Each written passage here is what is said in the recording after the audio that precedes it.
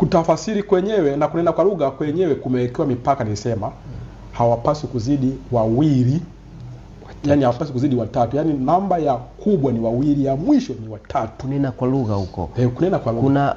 Kuna idadi kumbe. Ndio, maandiko yameweka idadi.